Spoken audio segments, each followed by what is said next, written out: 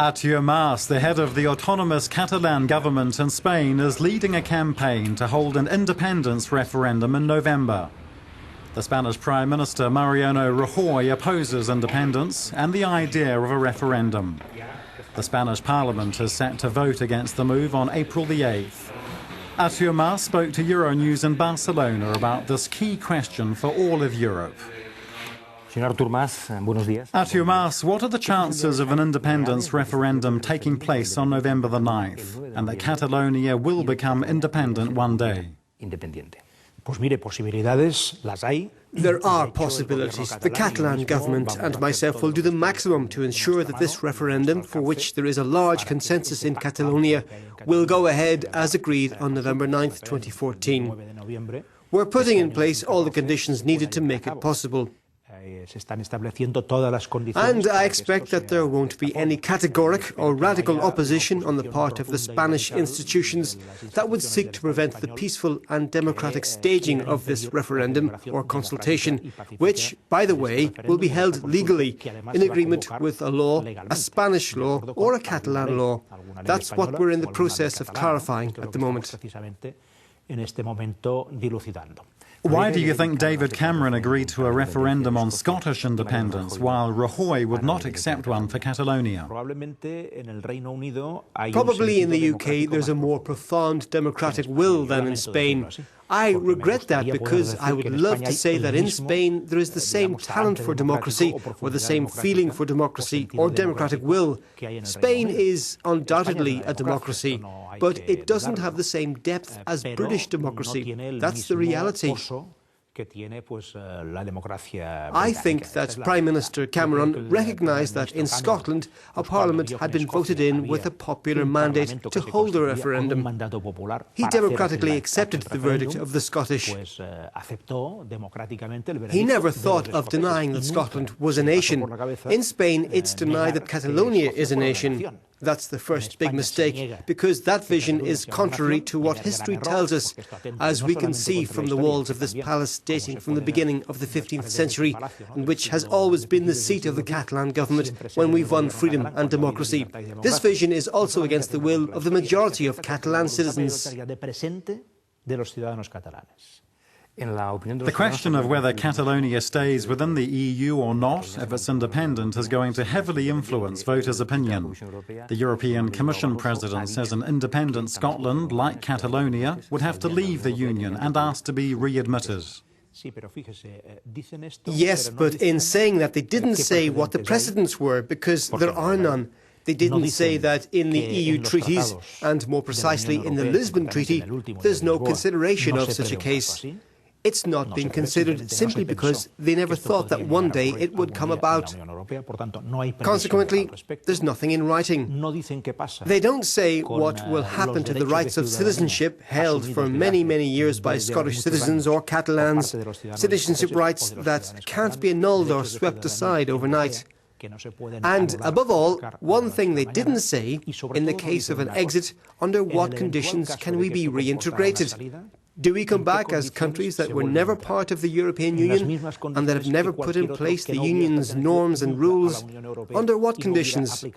Or will there be totally different conditions negotiated and with an agreement for citizens who are already in the Union and submit to all the rules? And for those who, like Catalonia, are net contributors to the EU and want to stay inside? Is an independent Catalonia economically possible? Are business leaders asking you to push ahead with the process, or rather, in fact, go backwards? Both, actually, and you'd expect that. There are entrepreneurs who have interests all over Spain and those who have less.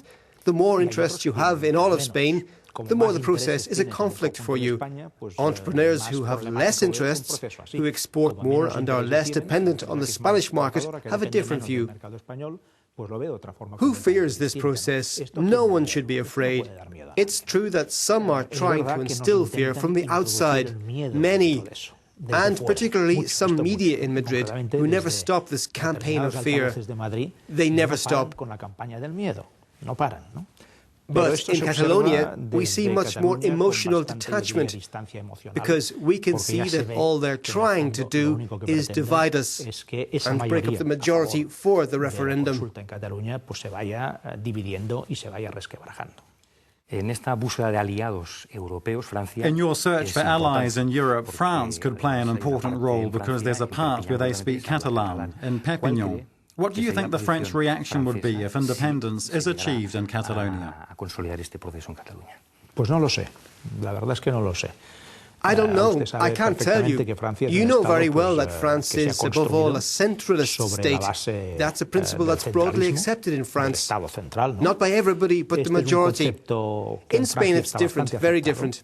In Spain, there are 2 or 3 national realities, which don't exist in the same way in France. These are realities that have always been resisted here. Moreover, and this is very important, what's happening in Catalonia is not destined to be replicated in other parts of Europe. There's the situation in Scotland, but it too is very particular. There are not a lot of European nationality issues that can be compared to what's happening in Catalonia. And certainly no such case exists in France. From that point of view, I think France has nothing to fear, because the Catalan process is very particular. It's a very specific process, and, I stress, there are no similar situations in the majority of the territories on the continent of Europe. At the moment, there's a very significant and potentially violent situation in Crimea between Russia and Ukraine. When the Spanish foreign minister made a negative comparison between the situation in Crimea and Catalonia, what did you think? And also, what do you think when Russian TV refers to Catalonia to justify the referendum organized in Crimea? Look, the comparisons used in Russia are part of a scenario because they need all kinds of justifications to be able to justify what's been happening there. They make all kinds of comparisons. What surprised me most was what the Spanish Minister of Foreign Affairs said. For me, it's crazy to make a comparison between Catalonia and Crimea. I think it's crazy because they are totally different situations. In Crimea, there wasn't a government elected with a mandate to convene a referendum. In Catalonia, yes. In Crimea, there's no lack of pressure, and in Catalonia, there's no kind of pressure. In Catalonia, there is total pacifism, real democracy, an elected government with a mandate to convene a democratic consultation. Really, there's no comparison.